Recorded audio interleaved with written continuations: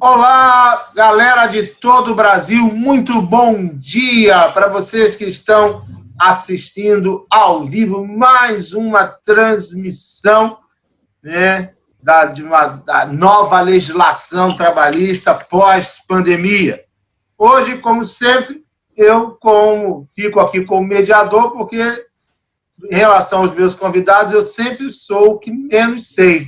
Então, é a tendência de quem menos sabe ser o mediador. Então, aqui não vai ter jeito. Eu tenho de um lado Vólia Bonfim, que é a nossa musa, a nossa professora. Do outro lado, Rodolfo Pamplona, que só de mestrado e de experiência docência tem 2 vezes a minha idade.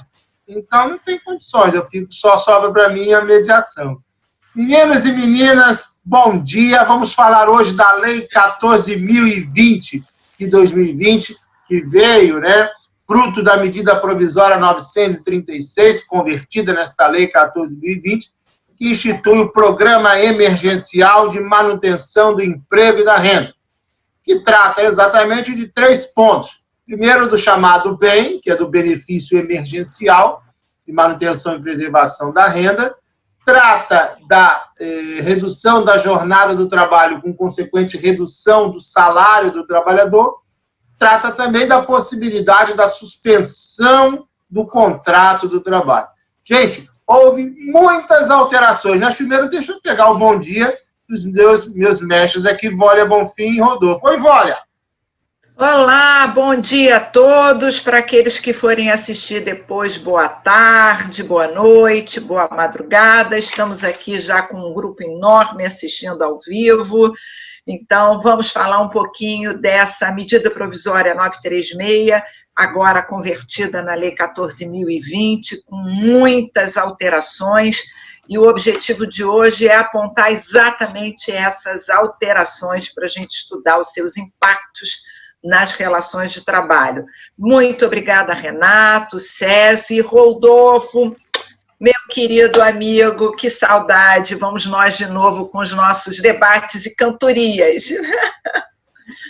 Bom dia a todos e todas, bom dia ao Big Boss, Renato Saraiva, bom dia à nossa musa inspiradora, eterna rainha Ivete Sangalo, do Direito do Trabalho, nossa amada Vólia, confreira, colega, poderosa, vitaminada, fashion, e a todos os amigos e amigas que estão aqui no SESC. Para mim é uma honra, um prazer, um privilégio poder mais uma vez debater sobre essas modificações. O Direito do Trabalho assumiu um protagonismo nesse período de pandemia e é impressionante como nós temos que nos atualizar o tempo todo para poder servir a você, meu amigo, minha amiga que está aqui assistindo e que pode também eventualmente se tornar nosso aluno, nossos cursos do SESC, seja começando do zero, seja o curso sobre reforma trabalhista, seja o curso sobre Covid, seja nosso curso de pós-graduação online em Direito e Processo de Trabalho, e eu quero ver todo mundo lá, tá certo?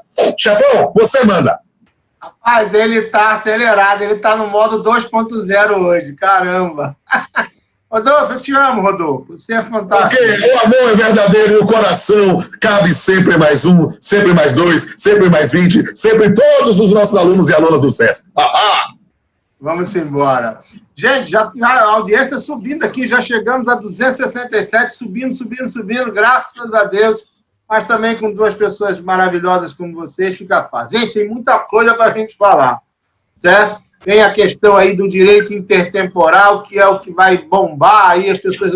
E aí, como eu fiz de uma maneira, agora a lei mudou, como é que eu faço? Vai ter efeito retroativo, não vai ter? As regras vão ser retroativas, né? Criaram com a lei novas faixas salariais, a questão da setorização, a possibilidade do ajuste por meio eletrônico, a prorrogação, a possibilidade de prorrogação da suspensão da redução da jornada pelo próprio executivo, isso é uma novidade. A questão dos aposentados, a gente discutiu muito se podia ou não aposentados reduzir salário ou suspender o contrato. Pode, mas criou-se uma regra nova aí, a obrigatoriedade da indenização compensatória. A questão dos empregados públicos, gestante, legitimou a possibilidade da gestante, mas ampliou, vocês vão ver a estabilidade dela. A questão de criou-se a estabilidade para o deficiente aí na lei, coisa nova.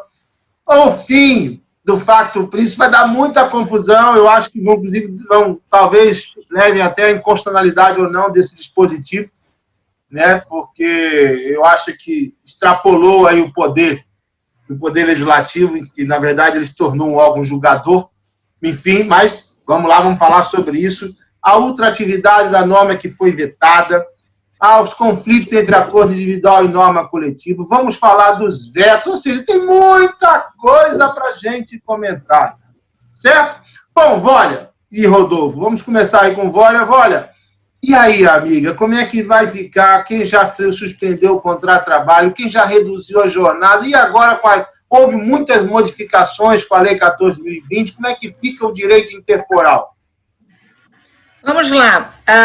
Lembrando que o número da lei é Lei 14.020, ela é do dia 6, quase na madrugada, né, de 6 para 7, é do dia 6/7, portanto, ela não se aplica retroativamente. Em que pese a Lei 14.020 seja a conversão da medida provisória 436, e apesar de nós termos diversas decisões do Supremo Tribunal Federal, no sentido de quando uma MP se transforma em lei, esta lei tem efeitos retroativos. Só que esse entendimento de que uma lei, que é a conversão de uma MP aprovada pelo Congresso, que vira lei, tem efeito retroativo, é quando não há qualquer alteração no seu conteúdo. Então, as partes em que a gente não tem nenhuma alteração de conteúdo, a lei simplesmente ratifica tudo aquilo que o patrão e o empregado fizeram desde o dia 1º de abril, que foi o dia da publicação da MP 936.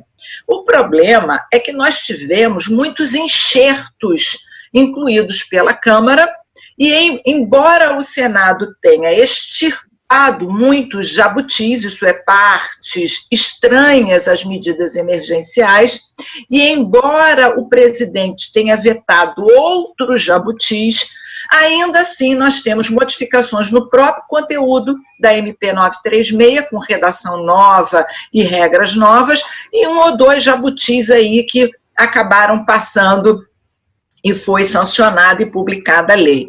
Nós ainda estamos aguardando o decreto ou o ato do executivo para permitir a prorrogação da suspensão, mas isso deve sair entre hoje e amanhã, né, aqui pelos meus prognósticos, né, a gente nunca tem certeza quando depende de algo de outra pessoa. Bom, mas o que é mais importante é que agora, isso é, não existia na redação original da 936 e agora existe na Lei 14.020, agora nós temos o artigo 24 da lei, que diz explicitamente uma regra de direito intertemporal. Isso é muito bom saber que, finalmente, os legisladores estão se preocupando com a aplicação do direito do trabalho no tempo, já que é uma relação de trato sucessivo que não se exaure num único momento. É importante que o legislador fixe para nós qual é a regra para que não tragam dúvidas. Mas a gente vai ver daqui a pouco. Oi? Deixa eu ler para você, para os ouvintes, o artigo 24, para facilitar. Artigo 24. Os acordos de redução proporcional de jornada do trabalho e de salário e de suspensão temporária do contrato de trabalho celebrados entre empregadores e empregados, em negociação coletiva ou individual, com base na medida provisória número 936, regem-se pelas disposições da referida medida provisória. Não é isso, Vólia? Exatamente. Então, vamos tentar entender exatamente o que diz esse artigo 24. Ele diz o seguinte: você, patrão, fez com seus empregados um acordo ou de redução de salário ou de suspensão do contrato. Se você fez esse acordo antes do dia 6, isso é, até o dia 5/7, fez em abril, fez em maio, fez em junho, até o dia 5 de julho, esse acordo será regido pela MP com a redação originária. E, obviamente, ratificado pela Lei 14.020, desde que não tenha havido alteração na sua redação. Mas, para aqueles que fizerem um acordo de redução ou de suspensão com os seus empregados a partir do dia 6, inclusive, devem respeitar as novas regras contidas na MP. E há várias mudanças, e o grande problema dessas mudanças é, por exemplo, olha, eu fiz um acordo em maio, mas vou prorrogar no dia 10 de julho. Isso é, o acordo em si foi em maio, a prorrogação é que é em julho, portanto, pós-Lei 14.020. O que eu observo?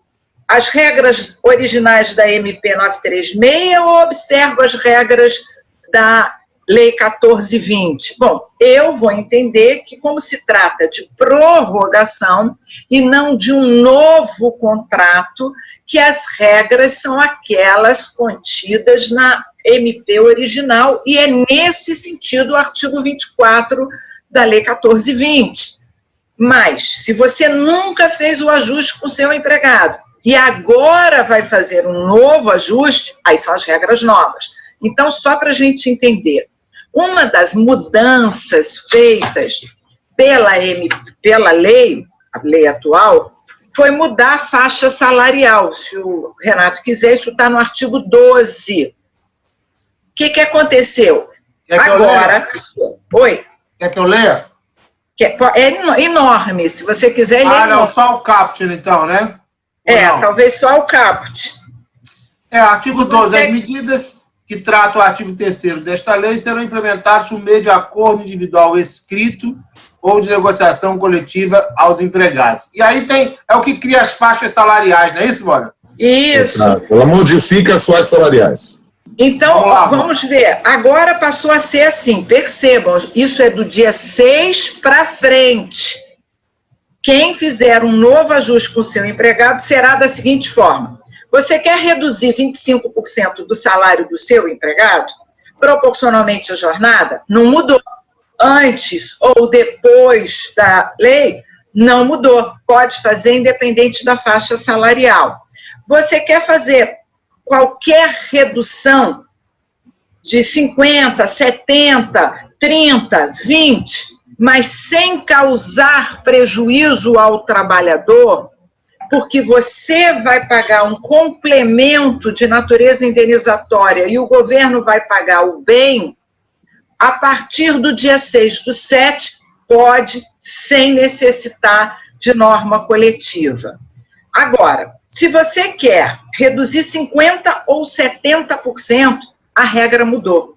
Antes, quem ganhava até 3 salários mínimos, isso é, 3.135, ou ganhasse igual ou mais a 2 vezes o teto, 12.202,12, e fosse portador de cursos, de diploma de curso superior, poderia fazer um ajuste de suspensão ou de redução. Agora mudou. A partir do dia 6/7, os novos contratos vai ser da seguinte forma: se no ano de 2019 a empresa faturou mais que 4,8 milhões de reais, ele pode reduzir ou suspender os salários apenas de quem ganha até R$ 2.090, isso é, 2 mínimos. Para as empresas que faturaram igual ou menos a 4,8 milhões, é que pode reduzir 70% ou 50% do salário proporcionalmente à jornada dos que ganham 3.135. Então, essa é a primeira diferença e, no meu entender, se for prorrogação, não tem problema, usa o parâmetro dos 3 salários mínimos que vigorava antes da lei. Se for novo contrato, tem que respeitar 2 salários mínimos para empresas que faturaram em 2019 mais que 4,8 milhões e 3 salários mínimos para as que faturaram menos. O que você acha, Rodolfo? Você concorda com essa minha opinião ou acha que não, a prorrogação tem que ser regida pela lei nova?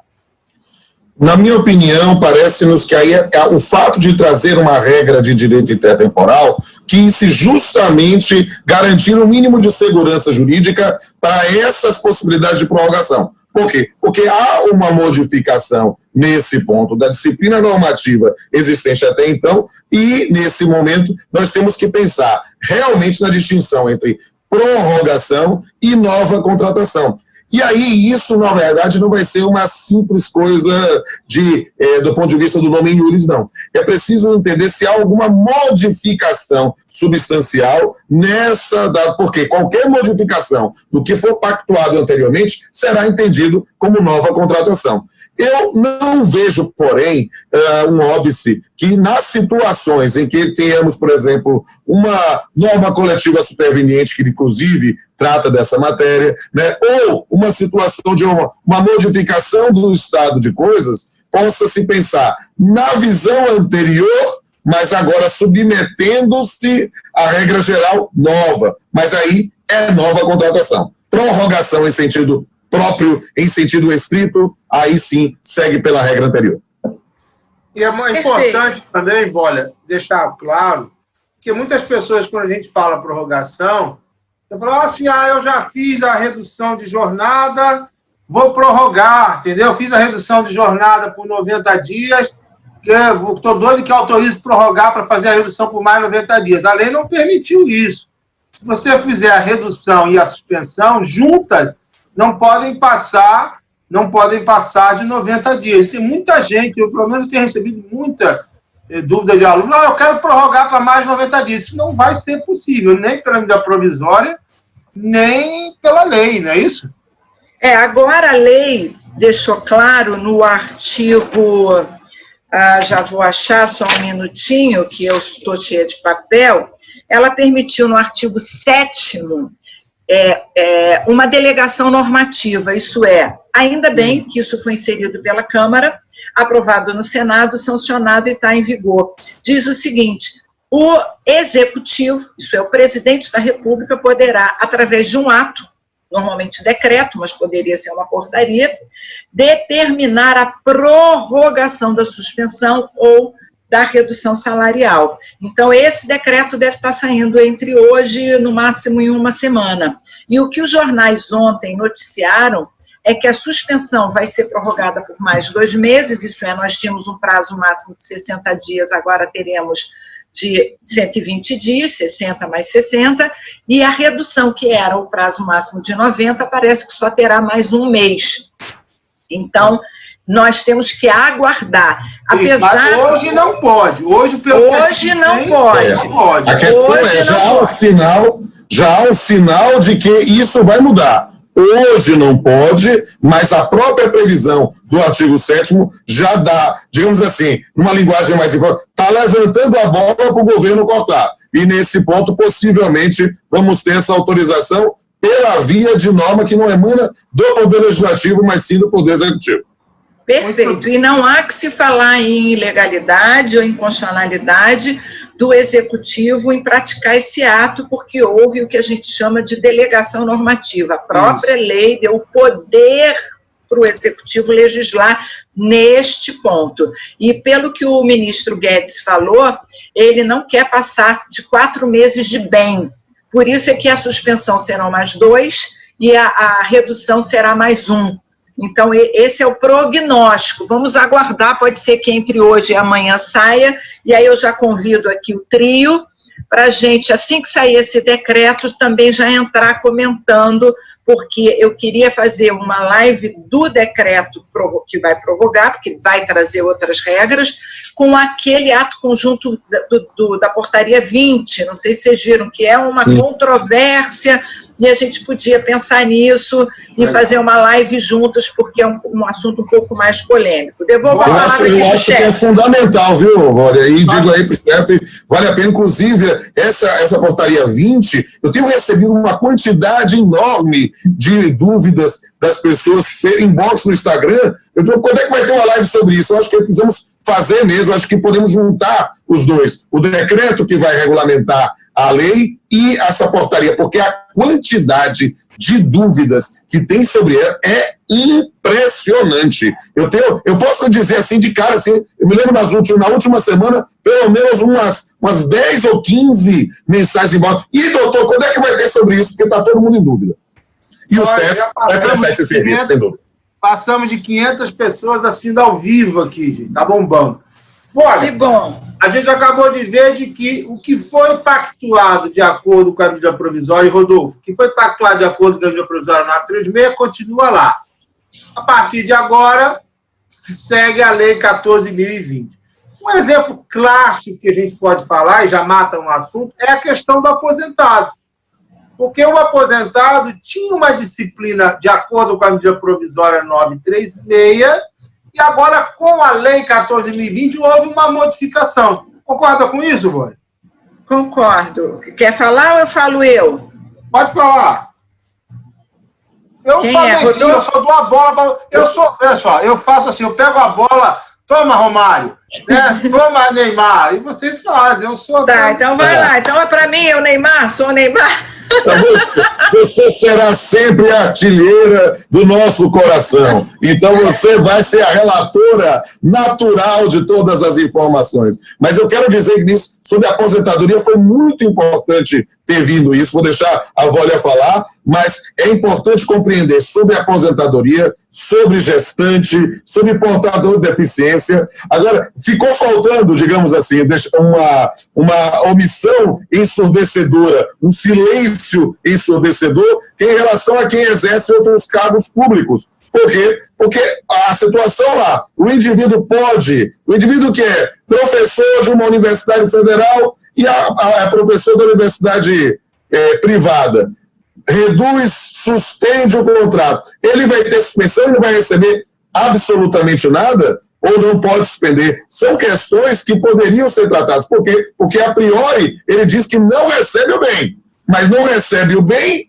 mas quer dizer que pode suspender sem receber nada? Poderia ser expresso isso. Essa é a interpretação, mas aí eu estou jogando a bola para a nossa relatora encantadora. Até rimou, acho que eu vou fazer uma poesia. Relatora encantadora para a Vólia. A palavra é sua, querida.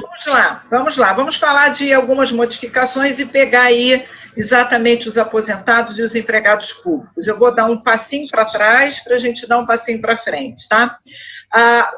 Além dessas modificações que a gente viu, que são as novas faixas salariais, foi permitido explicitamente, isso já vinha sendo praticado, portanto, não acho que seja uma novidade ou que não possa retroagir, que o empregador possa praticar a redução e a suspensão não por toda a empresa, mas sim por setores e compartimentalizar isso. Isso é, para alguns setores, algumas filiais e outras não. Além disso, foi permitido que o acordo que antes era exigido explicitamente que ele fosse escrito, que agora ele possa ser feito por meio eletrônico. Entendo eu que o meio eletrônico é um voice, um e-mail, um WhatsApp, desde que haja uma manifestação explícita do trabalhador por um meio eficaz. Então, não há mais aquela necessidade de assinatura, né, com token ou no papel físico. Agora pode ser pessoalmente, não sei a opinião do Rodolfo, eu entendo que o ajuste por meio eletrônico para suspender ou reduzir não é retroativo, porque antes a medida provisória não admitia o meio eletrônico, só admitia a modalidade escrita, isso é física, papel físico com assinatura do empregado.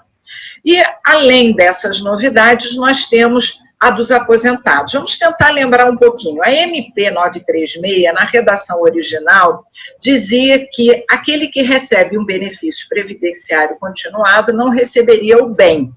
Ponto. Não dizia que não podia fazer o acordo entre patrão e empregado para redução de salário ou suspensão do contrato. Então, nós tínhamos, naquela época, isso é antes do dia 1º de abril até o dia 5 de julho, nós tínhamos duas correntes, aqueles que entendiam que o ajuste de suspensão do contrato ou redução de salário com o aposentado era possível, mas ele não teria acesso ao bem. E outros dizendo, não, olha, não é possível porque a finalidade da lei, da medida provisória, era a manutenção da renda. E se ele tiver o seu contrato suspenso, ele não vai receber o bem e vai ter queda na sua renda. E, nesse sentido, veio a portaria 10.468. Essa portaria, ela vem explicitamente dizendo que o aposentado não pode fazer o ajuste. Não disse só o que dizia a MP, que ele não recebe o bem. Ele foi além disso. Ele disse que não pode fazer ajuste de suspensão ou de redução de salário. E aí continuamos nas duas correntes. Alguns, como eu, Vólia, dizendo portaria não legisla, artigo ilegal, extrapolou os seus limites legislativos. Ela podia regulamentar e repetir o que está na lei, que era a medida provisória, mas não poderia impedir um ajuste não previsto na lei. Nessa época, a portaria 10.468 também dizia que o empregado, travou um pouquinho, né? Foi? Que o empregado...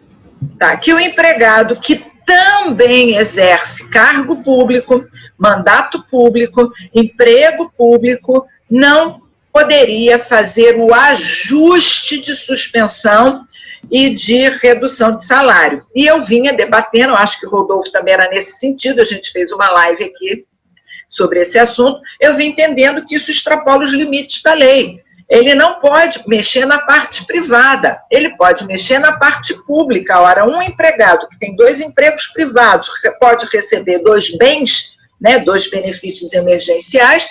Por que aquele servidor público estatutário, mas que tem, fora desse cargo público, um emprego público CLT, não pode, neste emprego público, suspender o contrato ou reduzir o salário e receber o bem?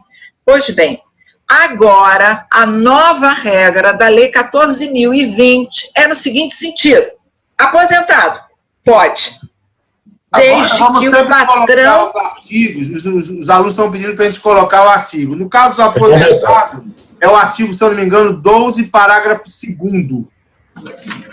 É isso? Isso, 12, parágrafo 2º. Para os empregados que se encontram em gozo de benefício de aposentadoria, a implementação das medidas de redução proporcional da jornada e de salário ou suspensão temporária por acordo individual escrito somente será admitida quando, além do enquadramento de alguma das hipóteses, houver o pagamento pelo empregador da ajuda compensatória mensal.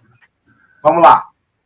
Então, é exatamente isso. Agora, pode o ajuste desde que o patrão pague o valor do bem de forma a não causar prejuízo a esse trabalhador.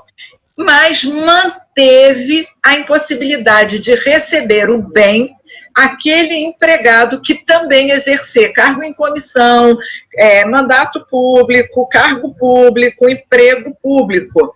É uma pena, né? Há até quem argumente que para os empregados das economias mistas isso seria inconstitucional, porque fere a livre concorrência, não é crível que esses trabalhadores não tenham que ser demitidos, porque o patrão não pode suspender o seu contrato ou não pode reduzir o seu salário, mas essa é a regra agora. Empregado privado, CLT, que também exercer cargo, mandato, emprego público, não pode, na parte privada, receber o bem. Aí vem a discussão que o Rodolfo falou. Não pode receber o bem, mas pode ajustar a suspensão e a redução. Se a gente for para a portaria 10.468, não pode. Se você entender que a portaria é ilegal, aí fica no seu critério entender que pode ou não. Passo a palavra para o chefe Rodolfo. Olha, eu quero dizer isso porque eu falo aqui com absoluto lugar de fala, para usar essa expressão que está na modalidade. Eu sou magistrado, sou professor de universidade pública e sou professor de universidade privada. E na universidade privada que eu sou professor, vai ter a suspensão por um mês dos contratos de trabalho após as férias, né? Por acordo individual estabelecido, olha só, estabelecido pela via virtual. Não tem nada escrito, viu, Amada Bolha? Fizeram lá para a gente fazer assinatura eletrônica. E aí, numa situação muito próxima daquela noção do temor difuso que se falava em relação aos trabalhadores em relação aos programas de demissão voluntária, o PDV, olha, se você não aderir ao PDV, pode ter que aderir ao PNB, né? E aí, todo mundo sabe o que é o PNB, não sei se eu posso falar em público aqui, se o chefe deixa eu falar. Mas, nesse ponto, o indivíduo diz, olha, você é livre, já que você tem outro posto de trabalho, para não assumir, mas ninguém garante seu emprego. E aí a discussão se isso seria discriminatório ou não. E eu digo liberdade, como o valor que ganho na iniciativa privada como professor, né, era muito baixo, eu digo, não tem problema não, estou suspendendo mesmo o contrato, estou suspendendo sem receber um único tostão. Né? E isso é algo que sei que está acontecendo com vários colegas.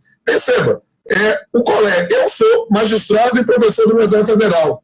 Então, para mim, não fazia muita diferença lá da iniciativa privada. Mas perceba, o cara que é professor da rede pública estadual, de nível médio, de ensino fundamental, e que ensina também numa escolinha de bairro, ou num colégio mais tradicional, e tiver a suspensão, esse indivíduo vai ter realmente sérias dificuldades econômicas, a depender do grau de duração, se admitirmos que o decreto não tem extrapolado. Eu acho, querida Volha, e aí você sabe disso, e o Big Boss mais ainda, sabe que as nossas lives aqui são vistas, inclusive, pela pessoa do governo. Então fica aí, digamos assim, hashtag fica a dica, já que vocês vão fazer um decreto novo, faça um decreto e explicite isso, para saber se pode, se não pode. Por quê? Porque a gente vai ficar numa discussão interessantíssima. Temos um decreto que regulamentava a medida provisória, agora temos uma lei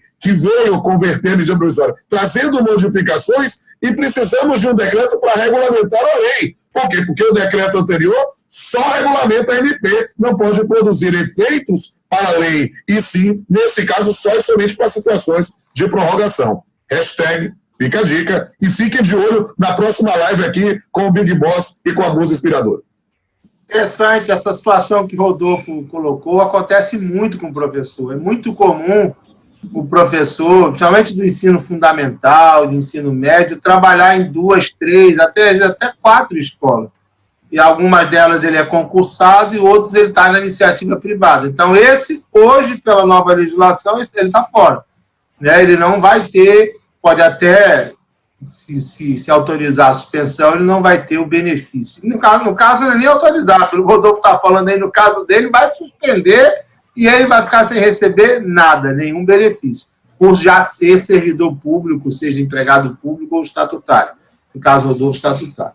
O aposentado, então, a portaria número 10.468, não é isso? Ela agora caiu pela lei, porque a lei já autorizou. Agora, a única diferença do aposentado, ele pode receber, mas agora ele tem que receber do empregador a ajuda compensatória lá mensal. Aí não é uma faculdade do empregador. No caso do aposentado, passou a ser obrigatório o pagamento da ajuda compensatória mensal. Não sei se Volha concorda nisso. Está lá no artigo 12, parágrafo 2º. Uma outra preocupação é a gestante. Né? Por quê?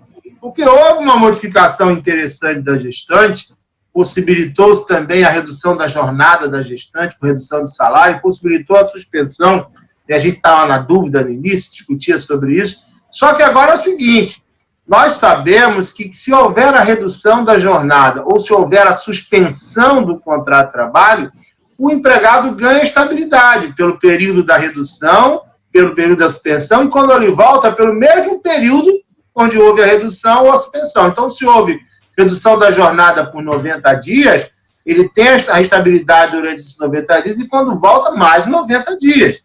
Se houve a suspensão por 60 dias, ele tem a estabilidade desses 60 dias e quando volta mais 60 dias. A gestante, o que vai acontecer? Essa estabilidade dela, posso estar equivocado, só vai começar quando acabar a estabilidade da gestante até 5 meses após o parto. Ou seja, se você suspender o contrato de trabalho, você como empregador, suspender o contrato de trabalho da gestante ou reduzir a jornada do trabalho da gestante, cuidado, porque aí ela vai ter a estabilidade normal pelo fato de estar grávida até 5 meses após o parto e depois ela vai ter essa outra estabilidade. Estou errado, Roger? Não, certíssimo. Aqui o questionamento, e eu acho que vale a pena o debate, é o direito intertemporal, e apesar de eu sempre ter uma posição bem única, eu acho que nesse caso comportam várias posições, eu vou tentar explicar bem detalhadamente. Vamos lá. No direito do trabalho, a regra geral é que as estabilidades, elas se sobrepõem, elas não se somam. Elas se sobrepõem. Então, assim, eu estou fazendo com a mão para a gente entender mesmo. Isto é, se uma gestante é também dirigente sindical, ela tem direito exclusivamente àquela estabilidade mais distante, mais longa, a de maior tempo. Ela não soma uma com a outra.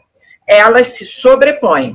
Portanto, o que eu quero dizer? Esta regra que disse que a garantia de emprego, que contida na MP 936, que é o dobro do período que se fez o ajuste, mas a estabilidade da gestante se somam, isso é, após o 5º mês, após o parto, ela ainda tem lá 30, 60 ou 90 dias de garantia de emprego pós-fim da estabilidade gestante. Como isso é uma regra nova, que nem existia no direito do trabalho, nem existia na redação original da MP 936, a nossa discussão tá bom, olha, eu fiz um contrato de suspensão ou de redução com uma gestante antes do dia 6.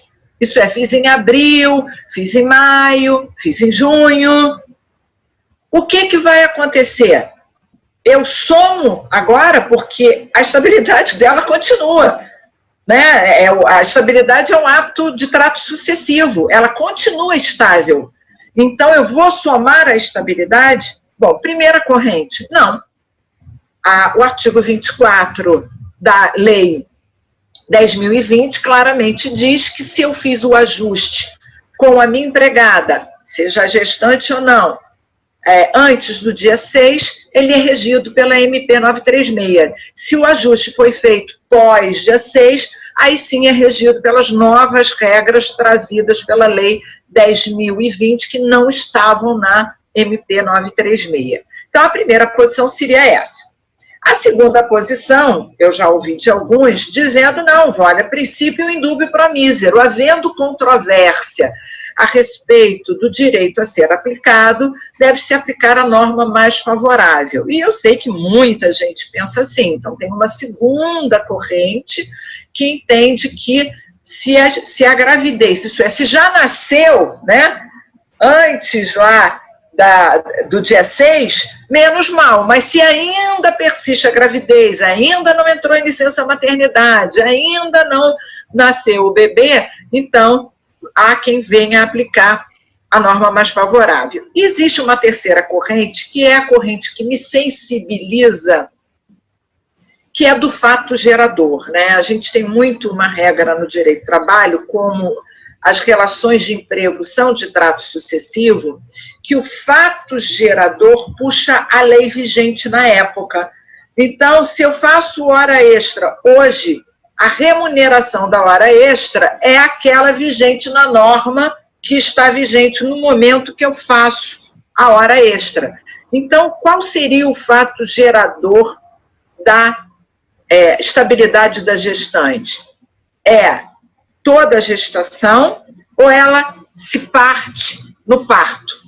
Por quê? Porque o artigo 10.2a do ADCT, Atos das Disposições Constitucionais Transitórias, diz que ela tem estabilidade desde a confirmação da gravidez até 5 meses após o parto. Então, ela tem uma estabilidade até o parto, teve o parto, 5 meses após. Então, alguns autores vão dizer que se o parto ocorreu a partir do dia 6/7, então, essa estabilidade de 5 meses só começa a contar a partir de então, na época em que vigorava a soma das estabilidades. Só para lembrar que outra mudança houve também com a Lei 14.020. Antes dessa lei, o que acontecia? Se você fizesse um ajuste de suspensão contratual com a gestante e essa suspensão encostasse na licença maternidade, ela não receberia licença maternidade, salvo se ela continuou a contribuir como contribuinte individual, porque o contrato inativo de emprego impede o recebimento de benefícios previdenciários como licença maternidade. Se o patrão reduzir o salário da gestante, o valor da licença maternidade ia ser reduzido por conta da redução do salário, quando isso encosta na licença maternidade. Isso era um prejuízo grande, e a gente já debateu, acho que desde a primeira live, eu, Renato, Rodolfo, se era constitucional, se não era, se podia fazer com a gestante, se não podia, como é que ficava a situação. E agora, a lei nova, isso não estava na MP, diz: vai receber a licença maternidade integralmente. E o salário que será levado em conta é aquele anterior à suspensão ou anterior à redução de salário, como se não tivesse havido redução e suspensão.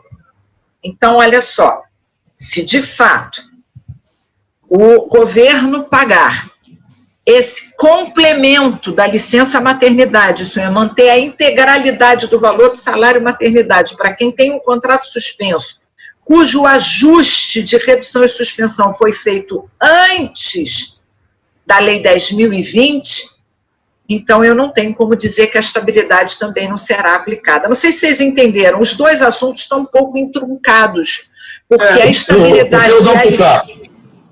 Vai lá, dá um pitaco. Eu acho que, sob gestante, é preciso entender, e quero dizer ao pessoal, vejam aí nos canais do César, nos meus canais, as lives anteriores que a gente fez com o Big Boss Renato e com a Musa Volha. E percebam todas, olha, eu não me lembro de uma live que eu tenha feito sobre essas hipóteses de suspensão e de redução de salário, que não tivesse pergunta da plateia, ou a gente debatendo sobre especificamente uma gestante. Sempre foi isso. E nesse ponto, o que é que nós tínhamos? Na norma anterior, na MP 936, a gente tinha, na verdade, uma espécie de lacuna, ou uma omissão que poderia ser proposital. E eu lembro sempre da Volha dizendo, olha, mas é aplicável à gestante, mesmo não tendo lá escrito expressamente, porque era aquela questão, gestação não é doença, então a gente vai ter que verificar na aplicação até da própria jurisprudência anterior. Então, o que é que acontece agora? Eu acho, eu vou falar aqui com a liberdade aqui da amizade, eu acho que esse foi um jabuti do bem, entende? Porque até a gente pode brincar dizendo assim, olha, não tinha isso anteriormente na NP, mas veio, mas não é, digamos assim, algo que seja estranho ou uma oportunidade de colocar. Não, na verdade eu acho que você assim, Oriana menina, jogo do contente, né? Eu acho que nesse ponto o legislador, né, aperfeiçoou o sistema e trouxe a norma finalmente para a gestante, e nesse ponto parece-me, olha só, eu vou arriscar aqui falando desse ponto, né, que, embora celebrado pela MP 936, na vigência da MP 936, o que o legislador traz agora é a regra que gostaria de ter tido desde o início. Por quê? Porque, na verdade, havia um silêncio ensurdecedor e que a gente estava tentando trazer em função dos paradigmas anteriores da jurisprudência, da construção doutrinária anterior. Eu acho que, como é uma norma efetivamente de proteção à maternidade, acho que sim, vai se aplicar também para os contratos anteriores. Por quê? Porque, na verdade, não havia uma proibição. Se tivesse uma proibição, uma disciplina jurídica específica, clara, na MP, e não havia, né, aí sim tinha que prevalecer anterior pela regra temporal. Mas agora, nesse ponto, vamos lá. Devolvo a Volha. Posso falar, chefe? Sempre, meu amor. Então, tá mudo, Renato, tá mudo. Eu tenho uma opinião um pouco diferente. Eu também, vou explicar. Não é nem em relação ao Rodolfo, não é isso não. Eu não gosto de superproteção. Eu fiquei me perguntando aqui, enquanto o Vânia estava falando, e Rodolfo, qual é o objetivo do trabalhador ter estabilidade depois, quando o contrato é suspenso ou reduzido a jornada? Esquece a gestante. Na minha visão, o que a lei quis, a medida provisória quis e agora a lei quis? Olha, empregador, eu vou lhe dar uma concessão aqui, eu vou possibilitar que você reduza a jornada com redução de salário, eu vou possibilitar que você suspenda o contrato de trabalho. Agora é o seguinte, eu não quero que você faça isso e logo depois mande o trabalhador embora, porque o trabalhador já está sendo sacrificado.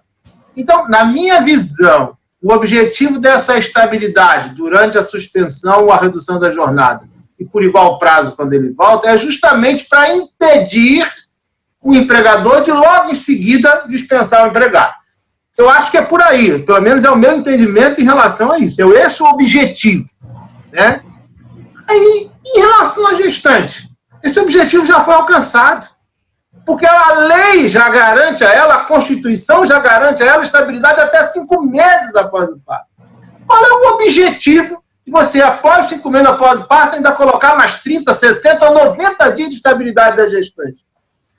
A necessidade dessa superproteção para a gestante, é isso que eu me pergunto. Então, assim, quando eu acho que às vezes se faz política numa lei, eu não vejo necessidade, porque, veja, ela já é protegida. Na minha visão, eu sou advogado, mas também sou empresário, eu como empresário evitaria suspender a gestante.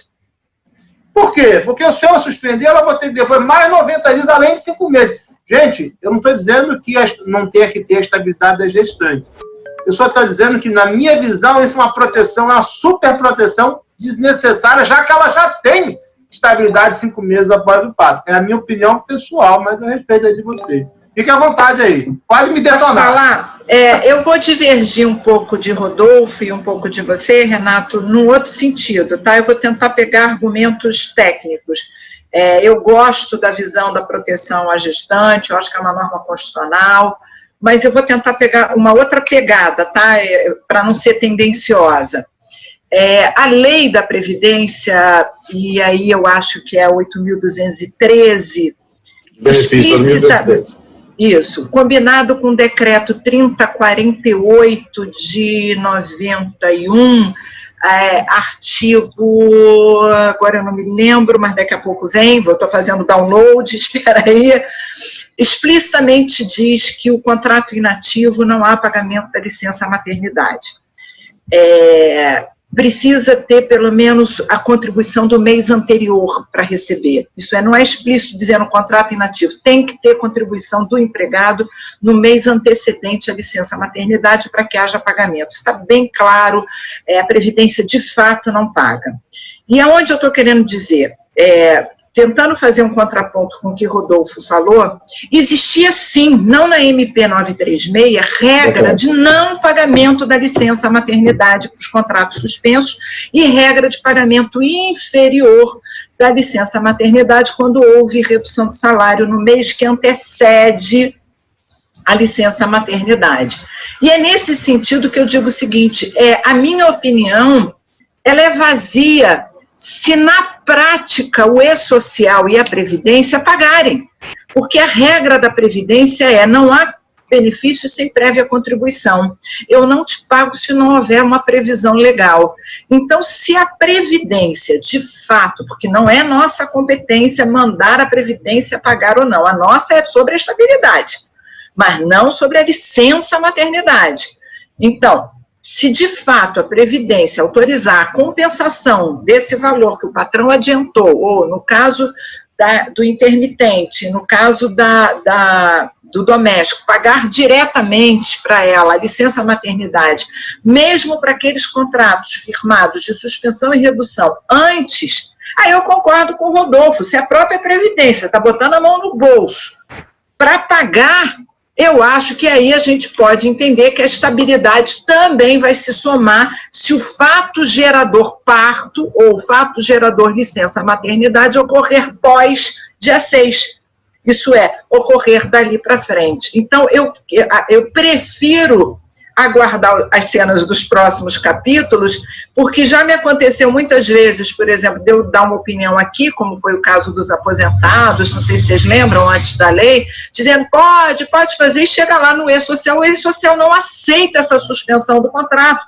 Aí me liga o RH da empresa e diz, mas, professora, a senhora disse que podia, a gente não consegue regularizar isso. Eu falei, mas uma coisa é a teoria, a outra é a prática. Não sei se vocês entenderam, entendeu, Rodolfo? Rodolfo sumiu. Ele caiu? Eu tô aqui, você está me vendo? Tá bom. Ok. É o seguinte, olha, eu vou dizer com absoluta liberdade, e aqui, me permita aqui, chefe, fazendo até propaganda da pós do colega Ivan Kertzmann. Eu acho que esse tema será sensacional, em especial para o pessoal de Direito e Prática Previdenciária, né, especificamente como uma das possíveis postulações que podem ser deduzidas. Eu acho que há espaço tranquilamente na lei para falar sobre esse pagamento retroativo. E acho que quando, no próprio dispositivo da lei, fala dessa possibilidade de compensação, a noção, inclusive fala-se de devolução de contribuições lá mais à frente, né, nós temos aí um espaço para pensar. Eu acho que finalmente trouxeram uma disciplina legal específica, não de decreto regulamentador, né, legal específica para a questão da gestante. Eu, inclusive, falando lá do outro tópico anterior, ainda lamento que não tenha havido uma disciplina legal específica para dizer, em relação aos exercentes de cargos públicos, e sendo em especial dos professores de ensino médio e fundamental da rede pública, né, é algo que pudesse dizer se ele não pode acordar ou se ele não pode receber. Acho que isso deveria vir expresso. Mas voltando à gestante, e falando aí, dando pitaco aqui, da opinião também do nosso chefe aí, do poderoso Big Boss Renato, né, eu acho que, em relação à gestante, entendo perfeitamente o que ele está colocando na condição nome de advogado e de empresário. Mas acho que imaginar que estaria se estabelecendo uma estabilidade que eu, na verdade, não estou querendo nem chamar de estabilidade, porque é uma espécie de garantia de emprego, né, porque tem uma possibilidade de indenização, e uma indenização que não é no valor exato, mas sim com percentagens, né, que já estava na MP 936, e isso veio lá.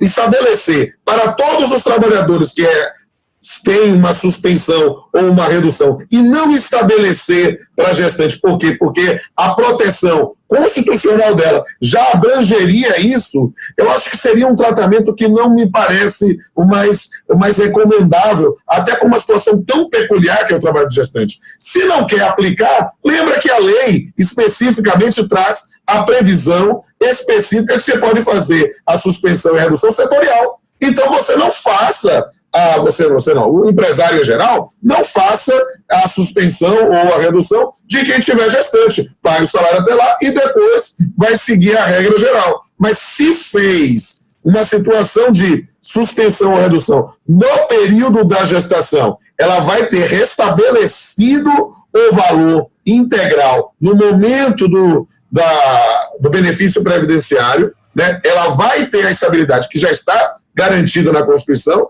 e aí sim, já que ela sofreu um ônus que foi a redução, ela deve ter um bônus ao final. Me parece isso. Claro, subpauladas, aqui salvo o melhor juízo, né, vencido, porém não convencido, todas essas coisas que a gente fala nos debates em colegiado. Você manda, chefe. O problema é que eu não interpreto isso como bônus. A gente tem que interpretar o objetivo da norma. Qual é o objetivo de ter essa estabilidade quando há a redução, a suspensão do contrato? O objetivo é o empregador não mandar embora imediatamente. O problema é que, em relação à gestante, a gente esquece o objetivo. Por exemplo, você sabe que eu sou irritado com isso, porque você contrata uma mulher e ela já está grávida, e ela lhe esconde que está grávida, ela já adquire estabilidade, mesmo que seja num contrato de experiência. Você quer um absurdo maior do que isso? Ou seja, você não pode exigir, não deve exigir atestado de que ela não está grávida. Você não poderia fazer isso, inclusive tem punição na esfera até criminal. Não é isso. Aí você não exige. Aí ela não diz que está grávida, já contratou grávida, e ela vai ter estabilidade, mesmo que fosse um contrato de experiência. Então, quando, na verdade, a estabilidade da gestante é o quê? É para que ela não seja proteger a criança e para que ela não seja discriminada pelo fato de estar grávida. Então, as pessoas aproveitam isso e vão colocando no bolo. Na minha visão, não vamos ficar perdendo tempo com isso. Não tem sentido, né? Até porque são pessoas que estão em situações desiguais. Ela já tem estabilidade até 5 meses, os outros não têm. Porque não, as outras que não estão grávidas, os homens, não têm essa estabilidade. Então, ela já é privilegiada nesse aspecto. Mas, enfim, está aí, está estabelecida na norma, mas a gente tem uma coisa nova para falar. Já por falar em estabilidade, criou-se uma estabilidade nova, né, Vólia, para o trabalhador deficiente. Fala um pouco sobre isso. Tem muita coisa aqui para falar. Tá bom o papo aqui. Mas eu já sabia que eu teria vencido nisso, entendeu? Não, mas olha só, eu estou no meio do caminho, eu não estou nem com um nem com o outro. Eu iria pelo direito intertemporal e conjugando com a regra da Previdência e podendo mudar de opinião se a própria Previdência também acolher as anteriores. Isso é, se a Previdência acolher os pactos anteriores, por que o intérprete não acolheria para os outros pontos? Mas vamos andar, senão já temos quase 1 hora de live, vamos andar. A outra novidade trazida, e que nesses termos só vigora a partir do dia 6 de julho, é que agora foi proibida a despedida do deficiente, do portador de deficiência, até o dia 31 de dezembro. Aí você vai dizer, mas antes não era? Não, antes ele tinha. Se fosse reabilitado, a estabilidade do reabilitado da lei da Previdência. E se é não reabilitado e meramente deficiente, ele tinha aquela garantia de emprego de manutenção da cota. Se não tem a cota, tem que obedecer, mas a cota é por empresa, não é por endereço.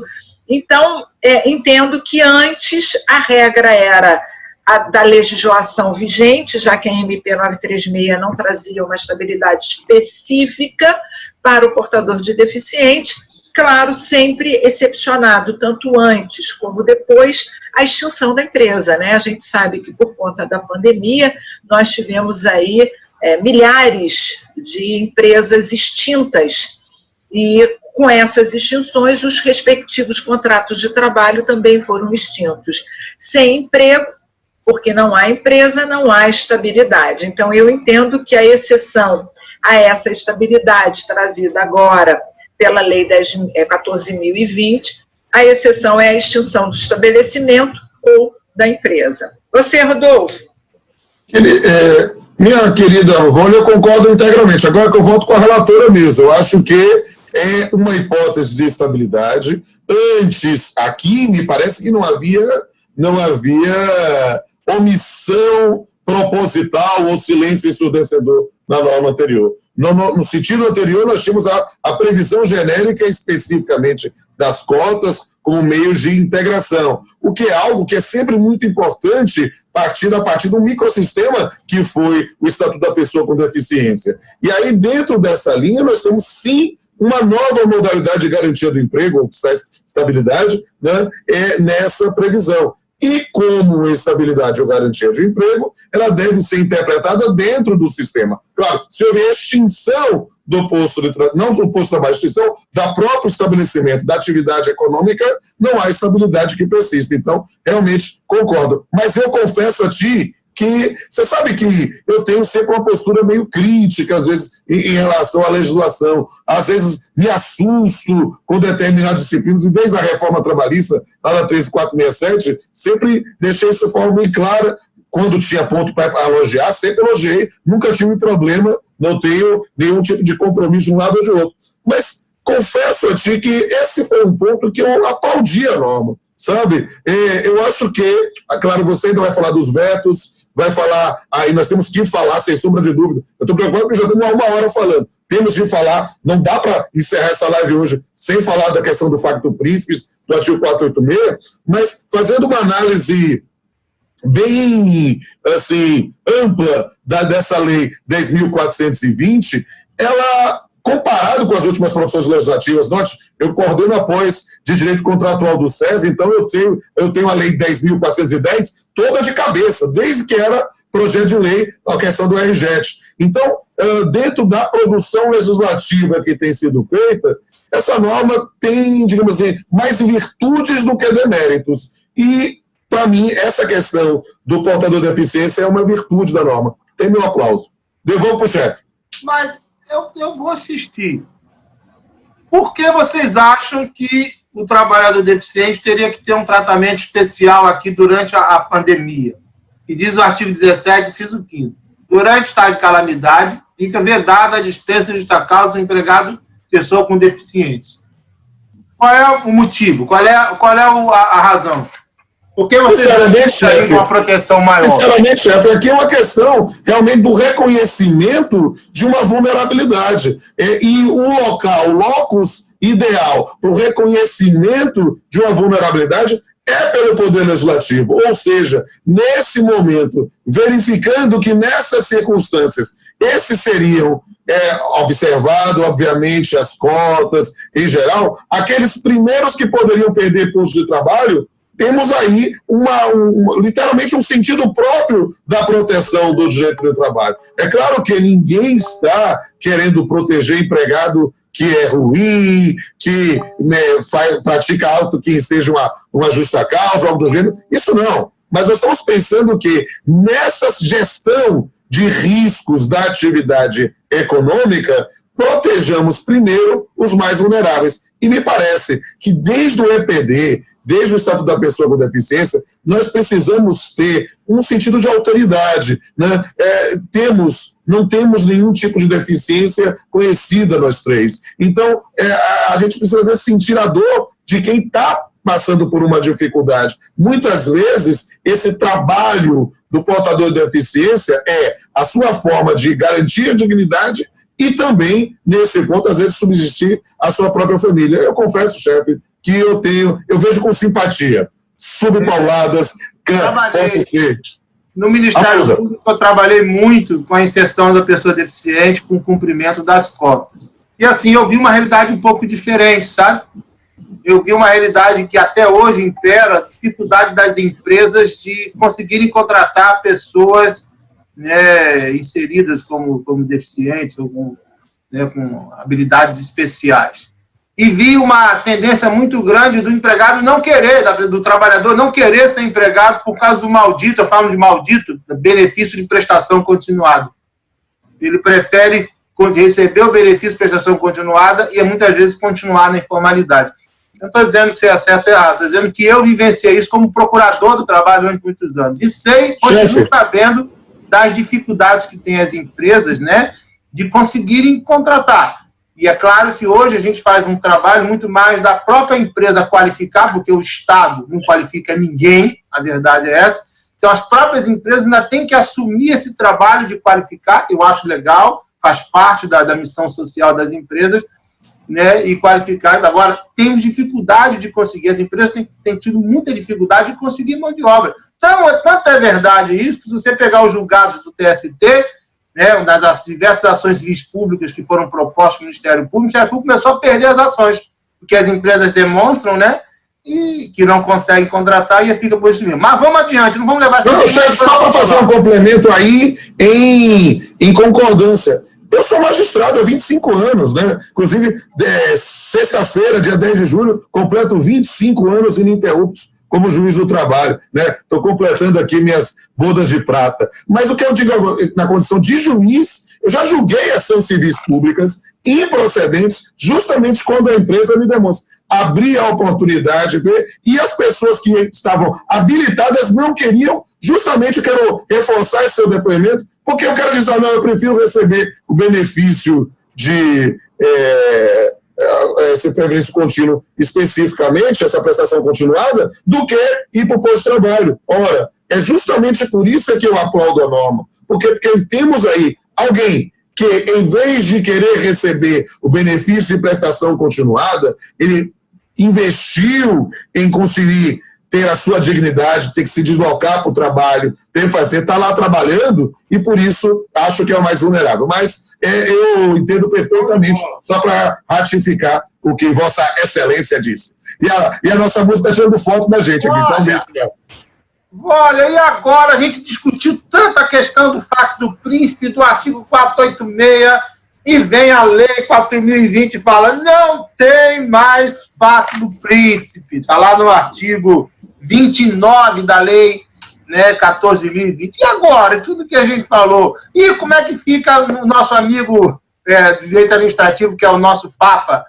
Esqueci o nome dele. Como é que é, nosso amigo? Carvalhinho. Carvalhinho, que diz que é Facto do Príncipe. E aí? Vamos lá. Bom, o importante é olhar de novo o direito intertemporal. A partir do dia 6/7, existe uma regra específica, deixa eu achar aqui o artigo, que diz que não deixa eu achar, que diz que não é mais factum principis, achei aqui, espera aí, não achei. Não é factum principis qualquer ato praticado pelo empregador nas despedidas dos seus empregados em virtude da pandemia. Então, se não for declarado inconstitucional, isso é, se não encontrarem uma inconstitucionalidade nesse dispositivo, está pacificado o entendimento que não é factum principis, mas todas as dispensas ocorridas antes do dia 6/7, por determinação, porque o estabelecimento fechou em virtude da crise econômica. Artigo 29, viu, olha? Fechou. Oi, achou? 29. 29, né? Quer que eu leia? Leia, chefe. Vamos lá. Artigo 29. Não se aplique o disposto no artigo 486 da CLT, fato do príncipe, na hipótese de paralisação ou suspensão de atividades empresariais determinadas por atos de autoridade municipal, estadual ou federal para o enfrentamento do estado de calamidade pública. Isso, exatamente isso. Então, para o período, as dispensas ocorridas, porque a empresa atravessando dificuldades econômicas, em virtude da pandemia, e porque a autoridade estadual ou municipal determinou o fechamento daquele tipo de atividade econômica, teve que fechar, encerrar, extinguir a empresa e demitir seus empregados, para essas situações ocorridas antes do dia 6/7, ainda há duas correntes, aqueles que defendem ou defendiam que era factum principis, como eu e Renato, porque entendo que isso é um ato discricionário, e outros que entendiam que não é factum principis, porque isso é um ato vinculado, a autoridade não tinha opção, tinha que praticar esse ato. Então, nós só vamos ficar aí com as divergências de posicionamento antes da Lei 14.020. Muito bem. Eu queria dar um pitaco sobre isso também. Na minha opinião, né, é preciso entender, antes da Lei 14.020, nós tínhamos, sim, respaldo para enquadrar no facto príncipe. Claro que isso depende da demonstração específica de qual ato de autoridade nós estamos tratando. É um lockdown, é uma proibição do funcionamento de uma determinada academia, de uma instituição de ensino, alguma coisa do gênero. É preciso, um restaurante, de um bar, era preciso fazer a demonstração específica de qual ato de autoridade inviabilizou a continuidade da atividade econômica. Para mim, sim, poderia ser aplicado o artigo 486. Então, só para dizer, não estou dizendo que todo fechamento de atividade fosse o fato príncipe, mas que sim, havendo como identificar, é possível. E aí eu estou emanado com vocês, pode me incluir aí na lista, aí, minha amada Vólia, nesse ponto. Agora, o que é que eu dizia? Que o 486 sempre foi a pior solução. Né? Por quê? Porque era, na verdade, dizer que estava se extinguindo por causa do ato de autoridade, o empregado ia ter que ir para a Justiça do Trabalho, ia ter que, nesse ponto, haver uma defesa da instituição de direito público, Estado, município, União, o que for, né? E aí o juiz reconhecendo ia mandar habilitar isso para a justiça comum na interpretação direta do artigo 486, e pior, nessa circunstância, a depender de qual municipalidade fosse, e que a requisição de pequeno valor em alguns cantos, metade do salário mínimo está autorizado isso pelo próprio ADCT, o cara ia só receber as verbas decisórias por precatório. Então, é algo que era sempre a pior solução, embora uma solução possível. Ponto. A partir da Lei 14.020, nessa inserção, nós vamos ter que discutir se há inconstitucionalidade só e somente só com uma tese. É possível que o legislador exclua a aplicabilidade de dispositivo legal vigente para determinadas situações, se for, é constitucional. Porque, na verdade, o que ele quis dizer foi, para as situações da pandemia, não aplica o 486. O 486 continua normal vigente para outras situações. É possível que o legislador faça isso? Eu acho que pode. Se puder, é constitucional. Se disser não pode, e nesse mundo que a gente vive é estranho, porque a gente costuma dizer que só quem sabe direito é o Supremo Tribunal Federal, né? Então, nesse ponto, a gente vai ter que esperar uma manifestação. Mas, a priori, e eu exercito de vez em quando um dom da profecia, a norma será declarada constitucional. Nós vivemos um período de realismo e consequencialismo nas decisões do Supremo Tribunal Federal. Então, no final das contas, significa que a partir de 6 de julho, acabou, né? Que é a música de Ricardo Chaves aqui, acabou o artigo 486 para a pandemia. Muito bem, isso ainda vai ser objeto de muita discussão, sem dúvida. Que nosso trabalho, nós vamos ter muitas sentenças aí afastando a aplicação, talvez, do artigo 29 da Lei 4.020. Situação polêmica, né? Mais difícil. Bom, continuando aqui, olha, tem mais algumas coisas importantes para a gente falar, né, da ultratividade, dos vetos. Vamos lá, o que você ainda destaca de bastante importância aí? Então, vamos lá para a parte final, né, porque eu já tenho que trabalhar daqui a pouco. Vamos falar dos vetos. Olha, né? Vólia é uma desembargadora aposentada e agora é advogada. E o pior é que ela advoga muito, então, de fato, ela trabalha muito, entendeu? Eu não tenho nem a competência nem a coragem dela, eu já trabalho menos um pouco do que ela. Até parece, para com isso, Renatíssimo, você trabalha horrores. Mas vamos meditar. Acabou aqui, eu vou meditar, vou ali para a beira-mar e vou dar uma meditada. Isso é muito bom, faz bem. Vamos lá, nós tivemos vários vetos, acho que mais de 8 vetos ou 8 vetos. A maior parte dos vetos foram direcionados a isenções fiscais, benefícios do governo, então o governo não quis aumentar o seu déficit e por isso vetou. Mas na nossa área, que é a área que me interessa, que é a área trabalhista, 3 vetos foram importantes. Primeiro, o inciso 4 do parágrafo 1º do artigo 9º, que criava ou autorizava uma outra atividade automática das normas coletivas que se vencessem ou estivessem vencendo até o dia 31 de dezembro. Se tivesse passado essa norma, ela iria conflitar com a redação diametralmente oposta contida na MP 927, que dizia que o empregador, unilateralmente, poderia prorrogar por até 90 dias as normas coletivas que estivessem vencendo nesse tempo. Nós teríamos aí, então, 2 normas antagônicas, uma dizendo que a ultratividade é automática e outra dizendo que a ultratividade dependeria da vontade do patrão unilateralmente.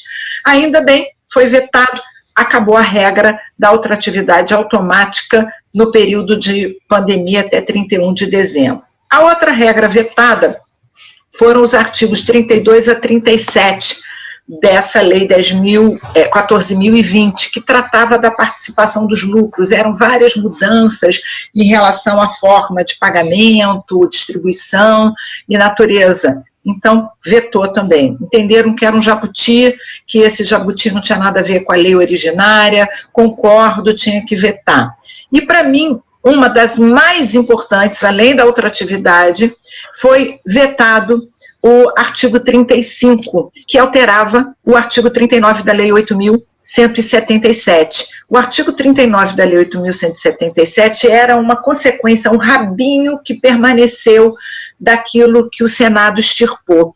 Vou explicar. A Câmara incluiu, dentro do projeto de lei de conversão da MP em lei, várias alterações à CLT, e entre as alterações que a Câmara incluiu, ela incluiu taxa de juros diferentes e TR diferente, ou TR ou IPCAE, na verdade incluía IPCAE desde a condenação até o pagamento. Isso fazia uma questão esdrúxula. E apesar do Senado ter percebido e tirado todo esse jabuti, esqueceu que tinha uma consequência numa outra lei, que é a própria Lei 8.177. Percebendo que isso era um jabuti que tinha passado, o governo vetou. Então, continuamos com juros de 1% ao mês e a discussão ainda vigente se é TR ou IPCAE. Como é que está aí a decisão do ministro Gilmar Mendes? Tem muita gente procurando a gente para falar dessa decisão, né, que suspendeu aí o IPCA. Dá uma palhinha para a galera. Como é que está isso? Já te passo, Edu. Perfeito. Foram duas ADCs, eu estou aqui sem os números, mas vou procurar. Foram duas ações diretas de constitucionalidade, deixa eu ver se eu acho o número, não, que caiu com Gilmar Mendes e ele deferiu uma liminar mandando suspender todos os processos em que houvesse discussão entre o IPCAE e a TR, já que o IPCAE é praticamente 3 vezes o valor da TR. E depois entraram com um agravo regimental, porque isso ia paralisar todos os processos em fase de conhecimento de execução do Justiça do Trabalho, já que isso já vem na inicial sendo requerido. Ele, então, revendo, fazendo uma meia-culpa, disse, não, olha só, isso só se aplica à execução e, mesmo assim, nada impede de se prosseguir a execução pela TR e, depois da decisão do Supremo, ver se cabe diferenças ou não entre a TR e o IPCAE. E o que eu venho aconselhando é que os advogados ou aqueles juízes que querem prosseguir na execução, e isso deve ser feito, pode usar lá, salvo engano, o artigo 356 do CPC, que fala da sentença fatiada, a sentença parcial. Isso é, em sede de embargos à execução, se a discussão for TR ou IPCAE, o juiz julga toda a matéria de embargos, suspende o julgamento apenas do IPCAE e determina o prosseguimento da execução quanto às demais matérias e aplicando a TR. E é mais ou menos nesse sentido que a maioria dos juízes tem feito, e aqueles que não têm feito, os advogados devem requerer o julgamento fatiado pelo princípio da celeridade, da não suspensão de todos os atos, economia processual e etc. Então, eu acho que nós andamos bem nesse sentido, quando o agravo regimental, Gilmar Mendes faz uma meia-culpa e dá uma melhorada naquela primeira decisão. Passo a palavra para Rodolfo. Eu tenho, na condição de magistrado, eu tenho decidido exatamente assim. Só não tenho utilizado a expressão julgamento parcial. Eu tenho efetivamente, em cognição e em execução, dito, olha, tendo em vista o estado de coisas e a decisão do Supremo Tribunal Federal, na lavra do ministro Gilmar Ferreira Mendes, né, estou determinando o prosseguimento da execução com base na TR, ressalvando o direito de execução de diferenças, né, a partir da decisão, de uma eventual decisão do Supremo Tribunal Federal, que transita julgado, que determine a incidência de um índice diferenciado. Ou seja, estou executando pelo TR e digo, se o Supremo disser, a partir do trânsito julgado dessa decisão, corre lá seu prazo prescricional para executar diferenças. Claro que não pode ser uma lide perpétua, mas aí não depende de mim, depende do Supremo. Se o Supremo julgar isso esse ano, ótimo. Se o Supremo julgar isso daqui a 10, 15 anos, vai ter aí uma lide que pode ser ressuscitada. Então, a importância para mim é exortar as partes a uma solução negociada, e aí eles discutem o valor, o índice, o dado, cumpram isso, e aí possam obter a segurança jurídica de uma quitação. Enquanto isso, eu não posso botar meus processos parados. O Supremo Tribunal Federal não cumpre meta do CNJ, mas eu, juiz de primeiro grau, cumpro. E não cumpro e por outros processos. descumpro julgando. Então, julgo, não prejudico ninguém, e aí, se o tribunal disser coisa diferente, eu cumpro, né? Vencido, porém não convencido. Se prevalecer pelo Supremo a correção TR, com todo respeito, máxima vênia, será um assalto ao bolso do trabalhador, será um estímulo, olha que eu sou empresário, será um estímulo ao não cumprimento das obrigações trabalhistas, né, onde o crime vai compensar. É melhor não pagar, espera 5, 10 anos, porque a correção do TR esse ano, por exemplo, estava próximo do zero. Então, a gente espera que haja um bom senso, né?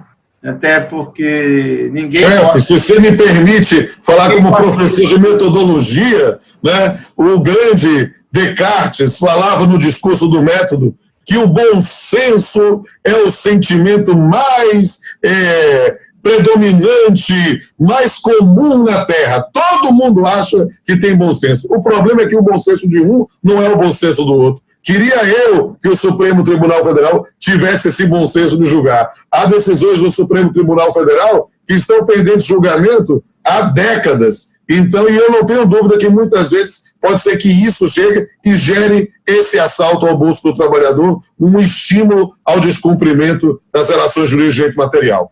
Eu tenho que subscrever, lamentando essa circunstância. Se queria todo mundo que o Supremo fosse tão eficiente como Volha era na magistratura e Renato era no Ministério Público. Mas estamos aqui que lutar, né? O único direito verdadeiramente inalienável é o direito de ter esperança. Tenhamos esperança. Pessoal, Volha, você queria acrescentar mais alguma coisa? Faltou falar alguma coisa? Falou muita coisa aqui. Faltou falar só um pontozinho. Ultratividade? Fechei, foi? Não.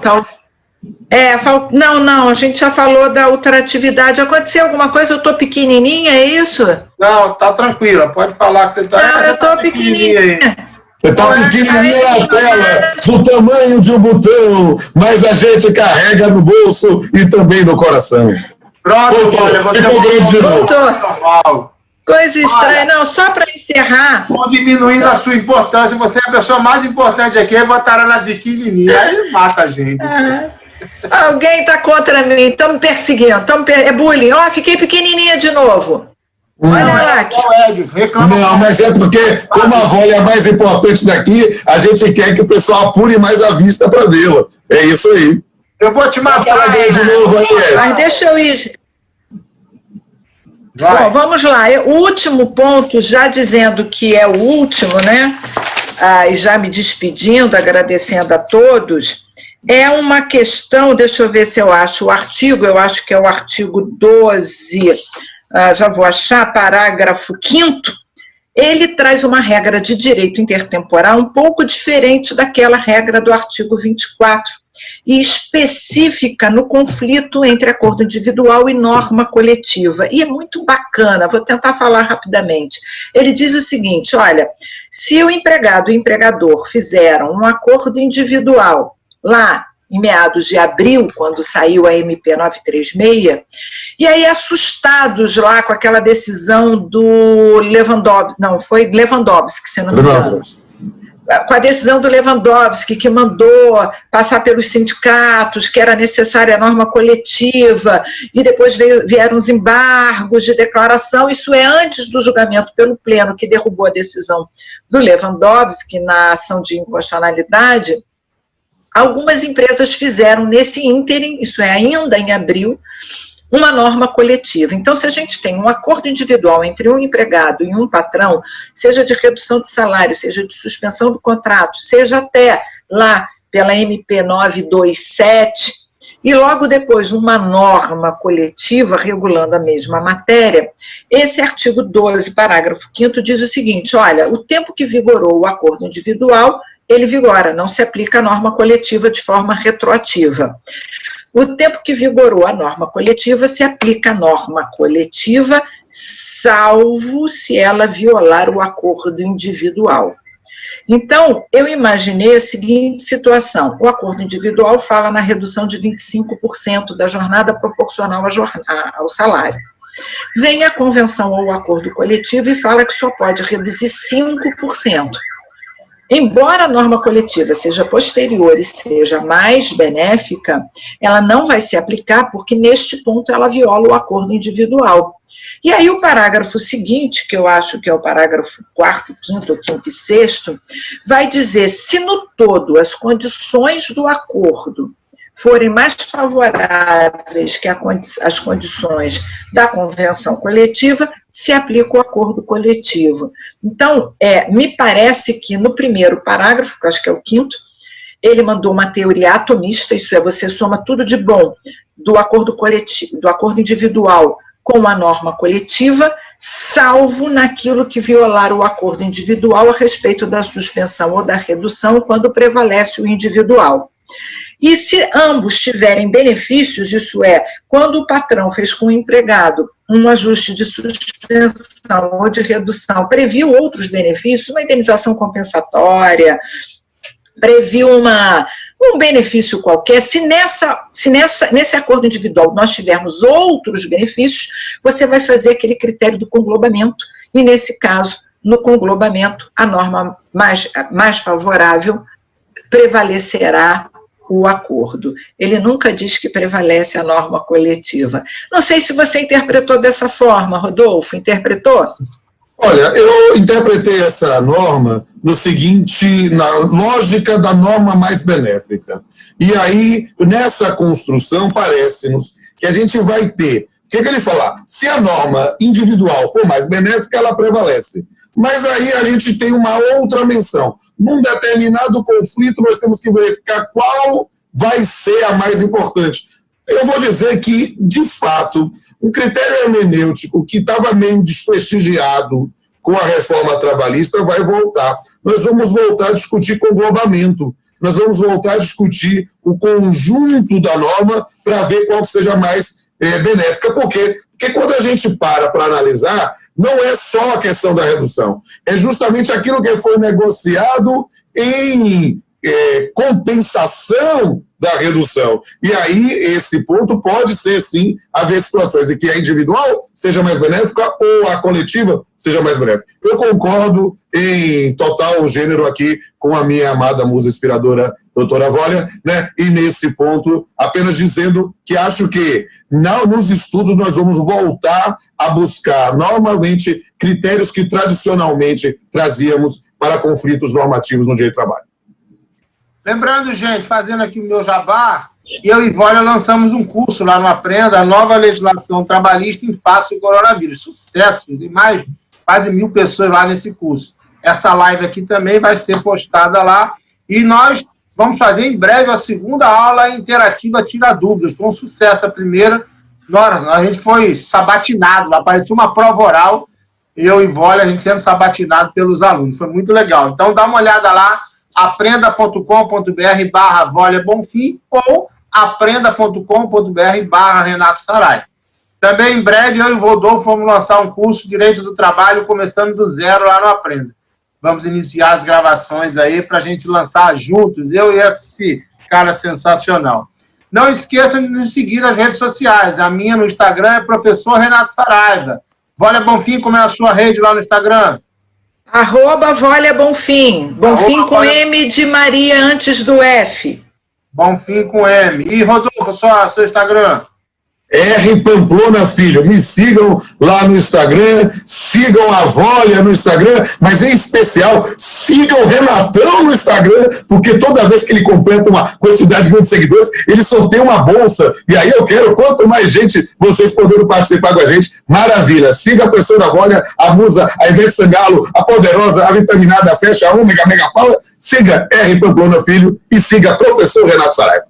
Depois a gente vai atualizar o nosso e-book da MP 936 e vamos transformar ele no e-book da Lei 14.020. Com pequenos comentários ainda por cima. O e-book em si já está pronto, mas a gente quer incluir, eu e Renato, pequenos comentários, por isso está demorando um pouquinho, que saiu agora a lei, mas eu prometo que hoje eu consigo colocar em dia o meu trabalho na advocacia e amanhã eu já caio nisso. 600 e tantas pessoas assistindo aqui ao vivo, Vólia, sucesso. Eu tenho a honra de dizer que aqui é a live de Direito do Trabalho que mais tem pessoas assistindo, é a nossa. Fico muito feliz. Que bom, fico feliz. Vólia e Rodolfo, despedida da galera aí. Gente, muito obrigada pela audiência. Renato, muito obrigada por abrir esse canal. Rodolfo, meu querido amigo, você sempre é o máximo. Muito obrigada também, suas opiniões são ótimas. Mandando aqui beijo para todos e lembrando que eu participo aqui da pós-graduação, dando aula junto com o meu coordenador Rodolfo. Aqui a gente tem o curso também no Aprenda.